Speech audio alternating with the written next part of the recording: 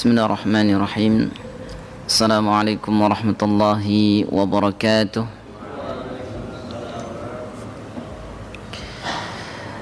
Alhamdulillahi rabbil alamin, alladhi khalaqal insan bi ahsani taqwim.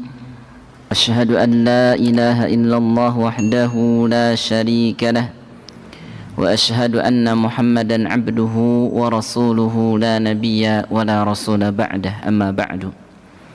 Bapak Ibu jamaah sekalian yang dimuliakan Allah, kembali kita lanjutkan kajian kita, di mana pada kesempatan ini kita telah masuk di kitab tentang tazkiyatun nafas, pensucian jiwa. Kemarin materi yang dimana kita kenal bahwasanya dalam diri kita ada disebut dengan hati. Hati ini akan senantiasa berubah-ubah. Dengan demikian dia dinamai dengan bahasa Arab qalbun, karena memang sifatnya suka berbolak-balik, sehingga kita pun mengenalnya dengan qalbu, sebutan qalbu. Begitu juga kalau kita lihat di hukum tajwid ada namanya iqlab, disebut hukum iqlab. Kenapa iqlab? Karena berubah, jadi ada perubahan. Nun sukun ketemu ba kok jadi mim, nah ini kan berubah, maka dinamain dengan iqlab. Bapak Ibu sekalian yang dimuliakan Allah, oleh karenanya ketika kita sudah tahu hati ini adalah suka berubah-berubah, maka tugas kita harus selalu hati-hati. Karena kelihatannya sepele bisa jadi besar masalahnya. Ini urusan hati. Dan termasuk ibadah yang utama juga ternyata tempatnya ada di hati, yang dikenal dengan niat. Maka niat itu juga bukan di lisan, tapi di hati. Oleh sebab itu para sahabat membagi hati menjadi 4 macam, seperti perkataan Hudzaifah bin Al-Yaman. Bisa dibuka di halaman 18 Bapak Ibu.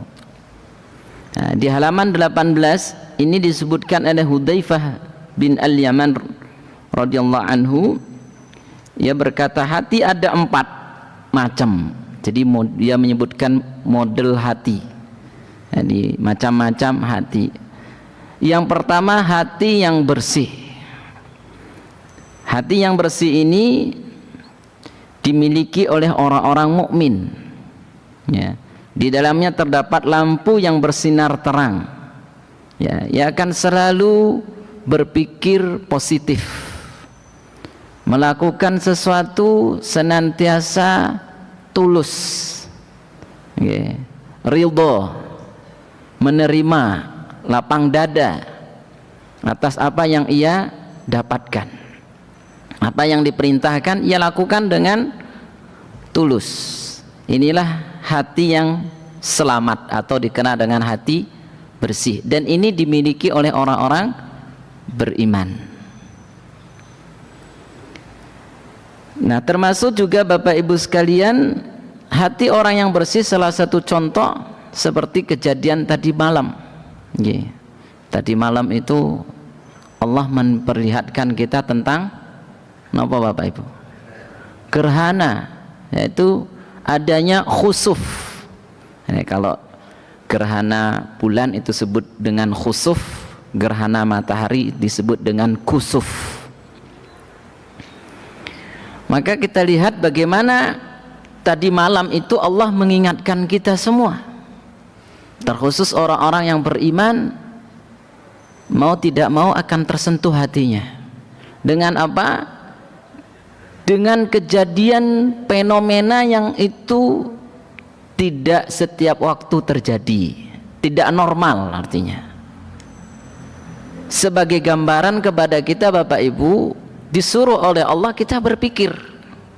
Ya, kalau kita tadi melihat orang beriman itu hatinya bersih dan di dalamnya terdapat lampu yang bersinar terang, sehingga ketika dia melihat terjadinya salah satu contoh seperti tadi malam fenomena gerhana bulan, yang terpancar di hatinya adalah membayangkan bagaimana kalau bumi ini memang gelap gulita dan tidak akan purna bulannya. Artinya apa? Kejadian bulan yang gelap itu nggak selesai, gelap terus. Apa yang terjadi di hati kita Bapak Ibu kalau lampu mati, listrik mati, ya? Kemudian dalam keadaan gelap gulita, kira-kira apa yang dirasakan oleh hati Bapak Ibu? Minimalnya nopo? Khawatir, gelisah, takut, was-was. Nanti bagaimana, seperti apa, kenapa, mengapa? Ini akan terjadi di hati. Ada kekhawatiran, ada rasa takut. Nah, kita akan bisa mengilustrasikan Bapak Ibu, orang beriman itu akan lebih jauh lagi pikirannya. Allah ingatkan tentang kematian alam barzah. Alam barzah yang begitu lama, perjalanan yang begitu panjang untuk memenuhi panggilan Allah, artinya hadir bertemu dengan Allah itu jauh. Kalau tidak ada lampu, tidak ada pelita di hatinya, nggak ada amal solehnya, kira-kira terang apa gelap Bapak Ibu? Maka itu kegelapan yang amat gelap, dan tentu akan merasa takut dan sangat takut. Sering kita mendengar bagaimana orang yang tidak punya amal, malakul maut datang Bapak Ibu ingin mencabut nyawanya. Ini aja sudah takut. Kenapa? Karena sudah terlihat begitu sakitnya syakaratul maut. Dia datang saja malaikat pencabut nyawa, ini udah takut duluan. Inilah hati yang tidak ada pelita dalamnya, hati yang tidak melakukan ketaatan kepada Allah, yang dikenal dengan hati yang tidak beriman, alias tidak punya amal soleh. Itu akan takut.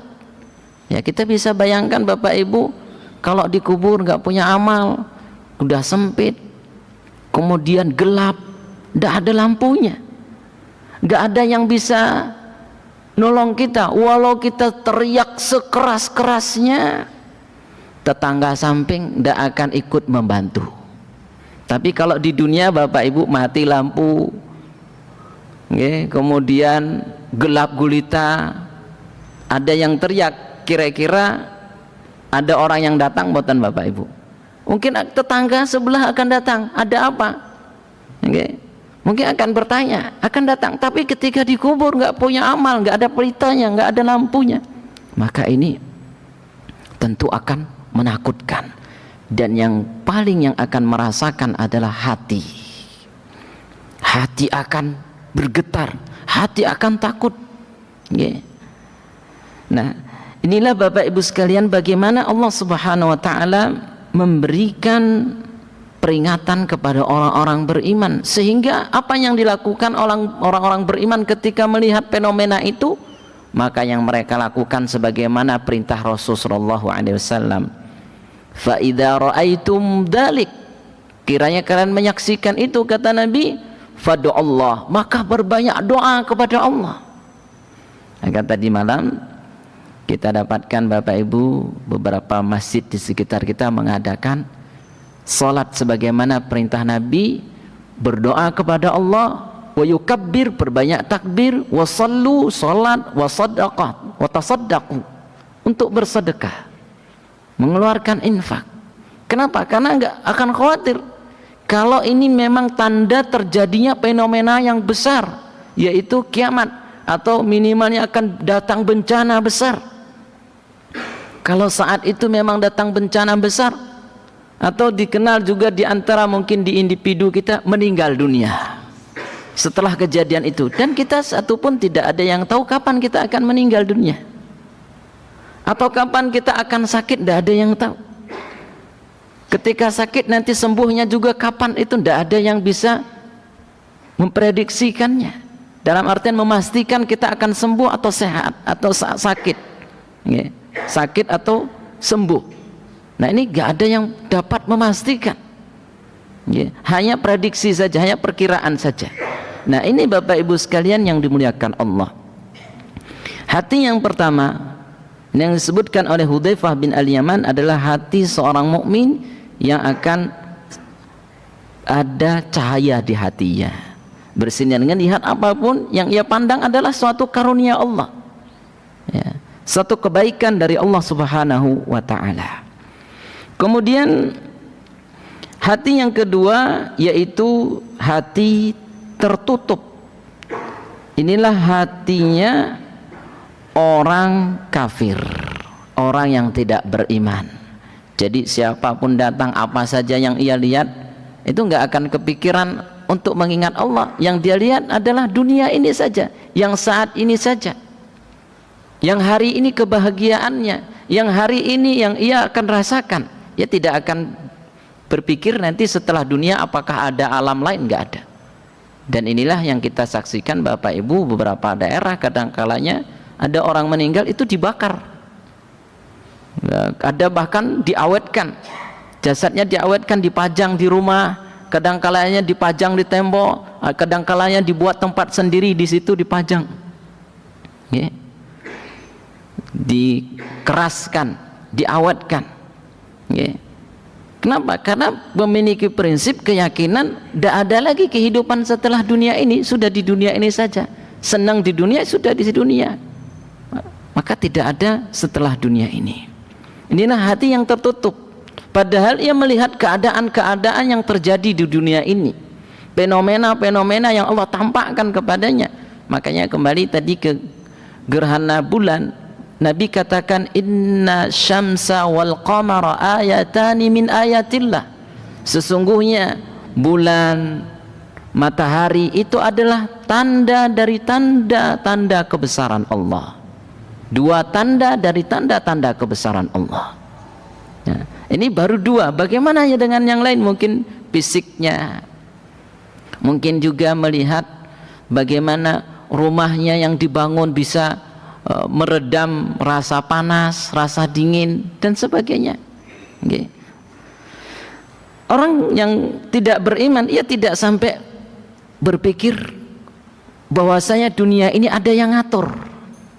Tapi orang beriman dia yakin, tidak mungkin kalau tidak ada yang ngatur kok bisa tadinya terang jadi gelap, tiba-tiba terang kembali. Sehingga orang beriman dia yakin dunia ini ada yang mengendalikan, ada yang ngatur, yaitu Allah Subhanahu wa ta'ala. Tapi orang yang tidak beriman, hatinya yang tertutup, ia bahkan mengira dialah yang mengatur bumi ini. Kalau dia tidak bergerak, kalau dia tidak melakukan sesuatu, maka tidak akan bisa terjadi. Yang ia hanya sandarkan sesuatu itu totalitas pada dirinya saja, tidak kepada Allah Subhanahu wa ta'ala. Tapi orang yang beriman, seorang mukmin, ia selalu menyandarkan sesuatu tidak terlepas ada campur tangan Allah Subhanahu wa ta'ala. Dengan pegangan apa? Surah Al-Ikhlas, Allahus Somad. Allah lah tempat bergantung, Allah lah tempat mengadu, Allah lah yang akan mengatur semuanya. Sehingga dia tidak melakukan sesuatu kecuali karena Allah. Tapi orang yang hatinya tertutup, ia akan merasa yang ia lakukan itu adalah karena kegigihannya, karena kecerdasannya. Nah, inilah Bapak Ibu sekalian, sehingga yang dia kejar apa? Dunia saja. Kalau bahasa kita mungkin pangkat saja, titel saja. Tidak akan mengenal dengan derajat. Beda dengan bahasa kita Bapak Ibu yang kita dengar dalam Al-Quran, seorang mukmin itu diberi pangkat, istilahnya disebut oleh Allah derajat. Sebagaimana Allah katakan dalam Al-Quran, yarfa'illahu alladhina amanu minkum walladhina utul ilma darajat. Allah akan mengangkat, memuliakan seseorang itu dengan ilmunya beberapa derajat, beberapa tingkatan, sesuai dengan kapasitas ilmunya. sesuai dengan keimanannya. Maka sebesar apa imannya, setinggi apa imannya, maka setinggi itulah derajatnya. Kalau bahasa umumnya mungkin pangkatnya, titelnya, rankingnya, kedudukannya. Nah, orang yang tidak beriman ya tidak akan pernah berpikir untuk ke situ. Sebagaimana salah satu yang kita lihat Allah abadikan, Fir'aun dan juga CS-nya Qarun.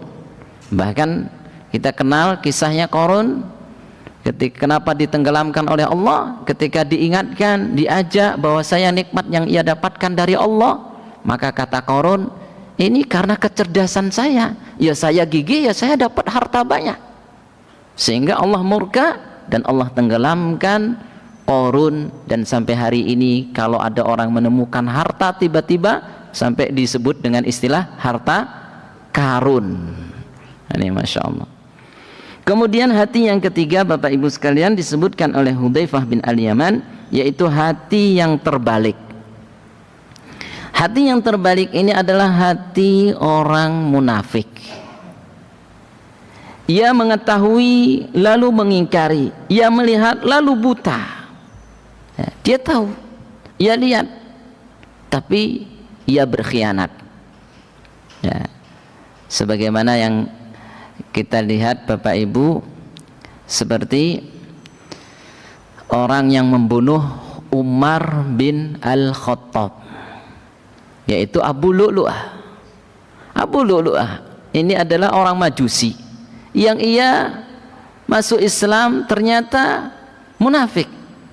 Ya, ia berpura-pura masuk Islam, ia menyamar jadi Islam tapi punya rencana, ya, ingin merusak Islam.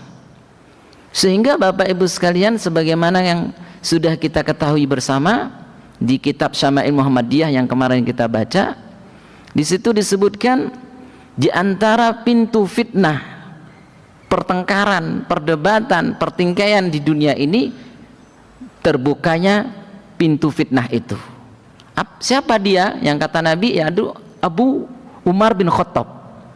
Maka kita lihat fenomena kenapa ada umat Islam ini, antar umat Islam itu debat, pertengkar, perang.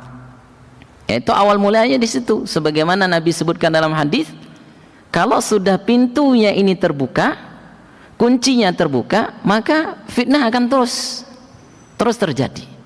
Nah, maka kita lihat Abu Lu'lu'ah ini seorang yang munafik, yang ia menjelma menjadi seorang mukmin, dia dimasukkan ke Madinah, ia ikut sholat, ternyata dia menusuk Umar bin Al-Khattab dan Umar meninggal. Maka inilah kuncinya. Maka ketika Umar meninggal dunia Bapak Ibu, maka mulai terjadi perperangan, sehingga Utsman bin Affan dibunuh oleh orang mukmin sendiri juga, ya, sahabat-sahabat juga. Artinya mereka berperang di situ, ya, ada ditunggangin oleh orang-orang Khawarij, ya. Ini bagaimana kita lihat sekarang ini Bapak Ibu, antara kita kadangkalanya juga tidak sadar dengan fitnah ini, ya, kadang dengan keluarga kita sendiri, sahabat kita sendiri, ya, mungkin perkara sedikit akhirnya yang kita kedepankan apa? Nafsunya.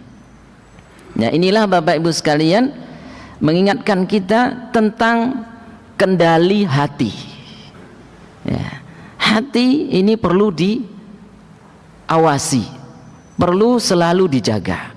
Nah, orang yang munafik ini, ia tahu itu benar, ia paham, tapi ternyata ia dibutakan dengan prakteknya, dengan amaliyahnya.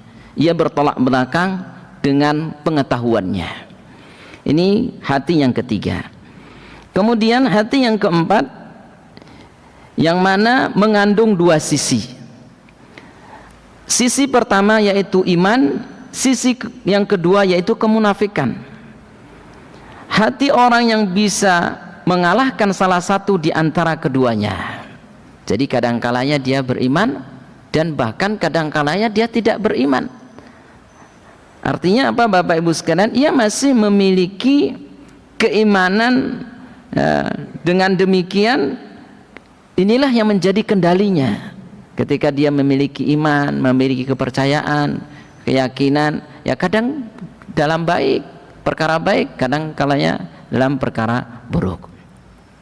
Nah, dari sini Bapak Ibu jemaah sekalian yang dimuliakan Allah, kita akan semakin sadar bahwasanya tidak ada satupun yang terlepas dari bisikan syaitan untuk masuk ke dalam hati, sebagaimana yang dapat kita lihat di surah Al-Hajj Bapak Ibu di ayat 52.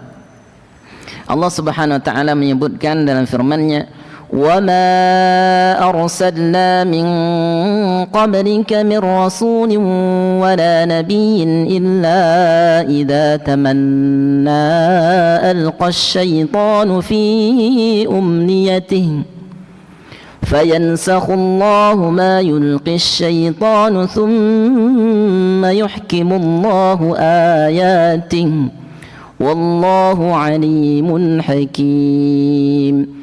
Pada ayat 52 ini Allah katakan, "Wa ma arsalna min qablika min rasulin wala nabiyyin." Kata Allah, wahai Muhammad, dan kami tidak mengutus seorang rasul dan tidak pula seorang nabi sebelum engkau,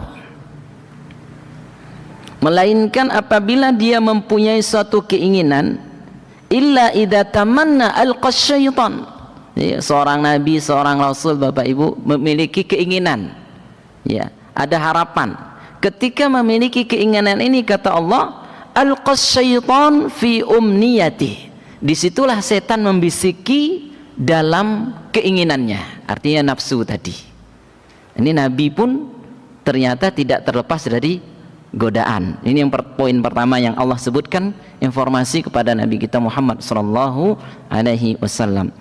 Nah, akan tetapi kata Allah, fayansakhullahu ma yulqis syaitan. Maka kata Allah, ketika setan tadi membisikkan kepada para nabi, maka Allah menghapuskannya, ya. Bisikan tadi dijauhkan oleh Allah dari nabi. Setan memasukkan godaan-godaan dalam keinginan para rasul dan nabi, atau nabi dan rasul, tetapi Allah menghilangkan apa yang dimasukkan setan itu. Jadi dihapuskan oleh Allah. Artinya apa Bapak Ibu? Di sini poin yang kita dapat ambil faedah, nabi dan rasul pun itu digoda, tapi ketika setan menggoda, langsung seketika itu dihapus oleh Allah godaannya. Artinya langsung dibersihkan sama Allah hatinya nabi. Jadi tidak sempat meresap ke dalam hati. Ya, kalau kita enggak berdoa, ya temannya juga tidak ada yang soleh, ya, hidup dalam keluarga juga mungkin ya pas-pasan, datang godaan keinginan baik, tapi di situ setan menyusup, ya, malah menikmati godaan setan. Nah, ini yang paling bahaya. Nah, kalau Nabi belum sempat masuk Bapak Ibu, belum sempat menyerap ke dalam hatinya, sudah dihapus, dihilangkan oleh Allah Subhanahu wa taala. Kemudian setelah dihapus, Allah katakan, "Tsumma yuhkimullahu ayatih." Kemudian Allah Subhanahu wa taala menguatkan hatinya para nabi dan rasul dengan apa? Ayat-ayatnya, dengan kekuasaan-kekuasaannya, dengan tanda-tandanya. Sehingga dengan demikian hatinya semakin kuat. Kalau bahasa sederhananya Bapak Ibu, mukjizat yang Allah berikan kepada para nabi dan rasul, sehingga hatinya kuat, ya. Sebagaimana yang kita lihat Nabi Musa alaihissalam, ya. Nabi Sulaiman alaihissalam, ya. Semua nabi punya kelebihan-kelebihan. Inilah menjadi penguat hati mereka. Seperti Nabi kita Muhammad sallallahu alaihi wasallam, mukjizatnya begitu banyak. Maka ketika beliau lagi sedih Bapak Ibu, dihibur oleh Allah dengan apa? Di antara mukjizatnya Nabi SAW yang sampai hari ini adalah sisa, artinya masih bisa kita nikmati, yaitu Al-Quranul Karim. Al-Quran. Maka Al-Quran mukjizat terbesarnya Nabi.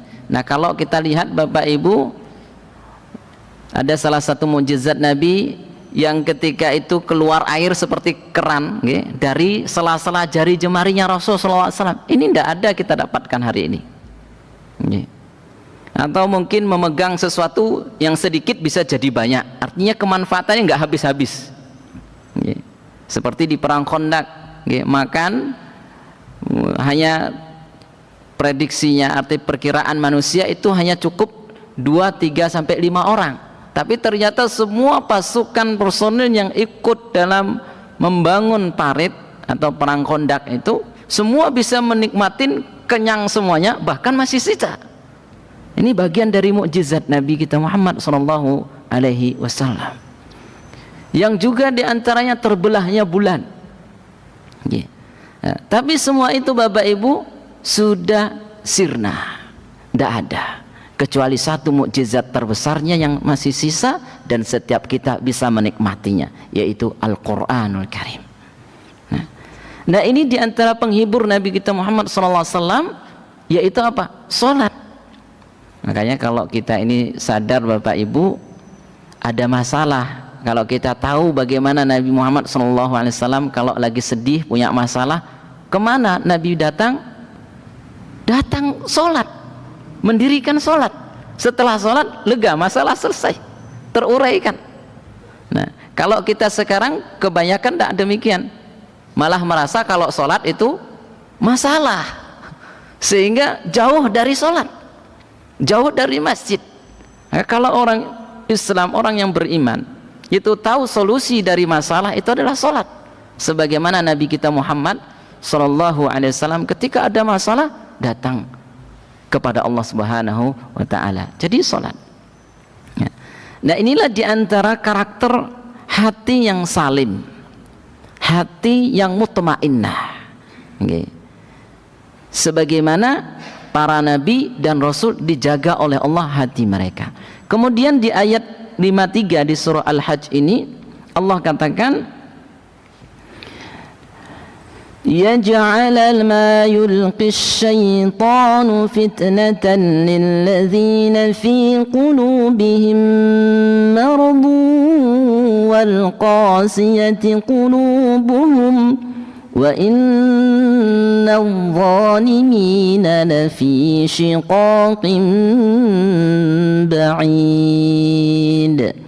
Allah katakan, Dia Allah ingin menjadikan godaan yang ditimbulkan setan, yang ditimbulkan oleh setan ini tadi sebagai cobaan bagi orang-orang yang dalam hati mereka ada penyakit,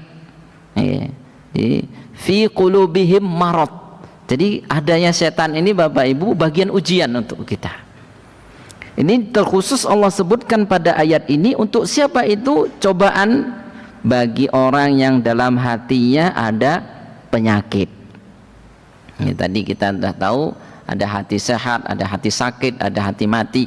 Ya, kemudian disinilah Allah katakan ketika itu diberikan untuk hati yang memang sakit, dan hati wal qasiyati qulubuhum, dan hati yang keras, qasiyah.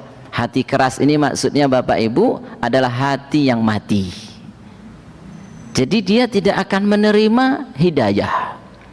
Ketika diingatkan temannya gak masuk, gak bisa menerima. Inilah disebut dengan hati keras. Nah di surah Al-Hajj ini Bapak Ibu Allah sebutkan 3 hati ini tadi.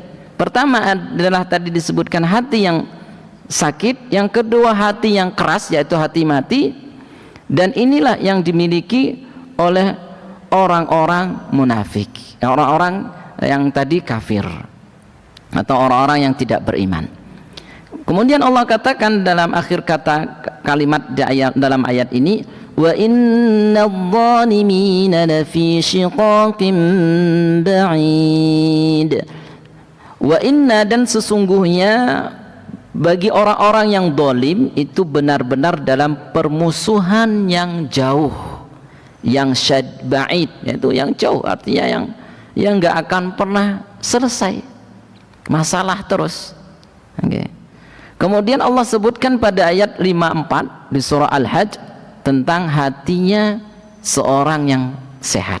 Allah katakan, وَلِيَعْلَمَ الَّذِينَ أُوتُوا الْعِلْمَ أَنَّهُ الْحَقُّ مِنْ رَبِّكَ فَيُؤْمِنُوا بِهِ فَتُخْبِتَ لَهُ قُلُوبُهُمْ وَإِنَّ اللَّهَ لَهَادِي الَّذِينَ آمَنُوا إِلَى صِرَاطٍ مُسْتَقِيمٍ.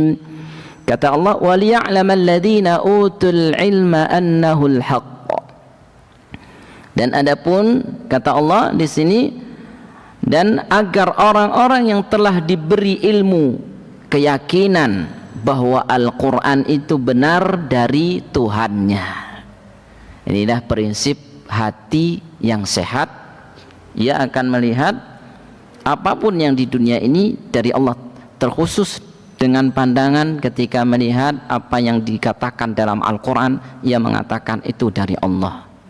Lalu mereka beriman min rabbihim fayu'minuna bih, dan mereka mengimaninya. Fatukhbita lahu qulubuhum, lalu ketika mereka sudah beriman, hati mereka tunduk kepadanya. Jadi hati yang selamat itu akan selalu tunduk, patuh atas apa yang Allah perintahkan. Inilah yang disebut dengan seorang mukmin yang muttaqin, seorang Islam yang bertakwa.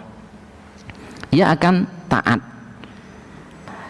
Kemudian Allah katakan, wa innallaha lahadil ladzina amanu ila siratim mustaqim. Wa inna, dan sesungguhnya Allah lahadil ladzina amanu, akan memberikan petunjuk bagi orang-orang yang beriman tadi. Kepada apa? Ila siratim mustaqim, kepada jalan yang lurus. Jadi setiap langkahnya, setiap perbuatannya itu selalu terbimbing, itu selalu terarah.